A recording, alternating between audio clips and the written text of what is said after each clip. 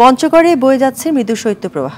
উত্তরের হিমেল বাতাসে শীতের তীব্রতা বাড়িয়ে দিয়েছে। ভোর ৬টার দিকে ৯.৪ ডিগ্রি সেলসিয়াস তাপমাত্রা বিরাজ করছে এই জেলায়। আগুন জ্বালিয়ে শীত নিবারণের চেষ্টা করছে দরিদ্র মানুষ। তবে তাপমাত্রা কিছুটা বেড়েছে দিনাজপুরে হিলিতে।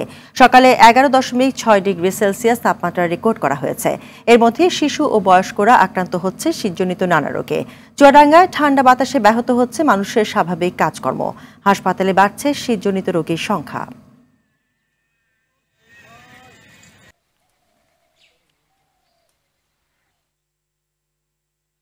দর্শক, এই বিষয়ে আরো জানাতে পঞ্চগড় থেকে সরাসরি যোগ দিচ্ছেন সহকর্মী হারুনুর রশিদ। হারুন, শীতে জনজীবনে কেমন প্রভাব দেখছেন?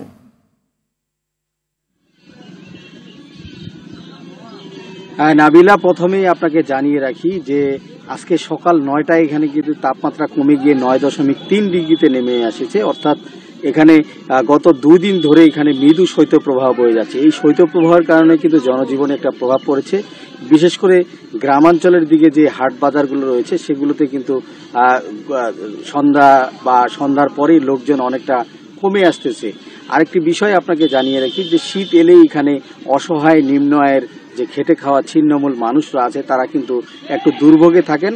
বিশেষ করে এখানকার পাথর শ্রমিক, চা শ্রমিক এরা কিন্তু আসলে সকালে যে কাজে বের হয় তাদের কিন্তু একটু দুর্ভোগ পেতে হচ্ছে, কারণ তাদেরকে ঘুম থেকে দেরিতে উঠতে হচ্ছে এবং ঠান্ডার কারণে তারা কিন্তু ওই কাজে সময় মতো যোগ দিতে পারছে না। আরেকটি বিষয় যে শীত এলে এখানে শীতজনিত রোগীর সংখ্যা বাড়ে। হাসপাতালগুলোতে এবারও কিন্তু তার ব্যতিক্রম হয়নি।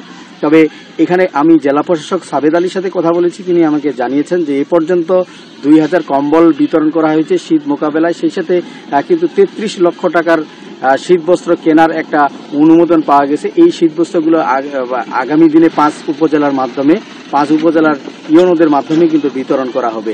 আরেকটি বিষয় যে এখানে শীত এলেই কিন্তু এখানে কৃষিতেও একটা নেতিবাচক প্রভাব পড়ে। তবে এবার কিন্তু আমরা সেই পরিবেশ এখন পর্যন্ত লক্ষ্য করিনি।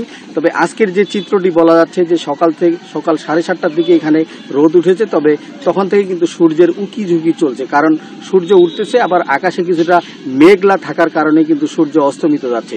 তো এখন পর্যন্ত যদি সব মিলিয়ে বলা যায় যে মৃদু শৈত্যপ্রবাহ বয়ে যাচ্ছে। এ কারণে কিন্তু 4 থেকে 5 কিলোমিটার বেগে উত্তরের হিমেল হাওয়া যখন বয়ে যাচ্ছে তখন কিন্তু শীতের তীব্রতায় কাবু হচ্ছে এখানকার জনজীবন। তো নাবিলা, এই ছিল আমার কাছে শীতের সর্বশেষ পঞ্চগড় থেকে। নাবিলা, ধন্যবাদ হারুন আপনাকে।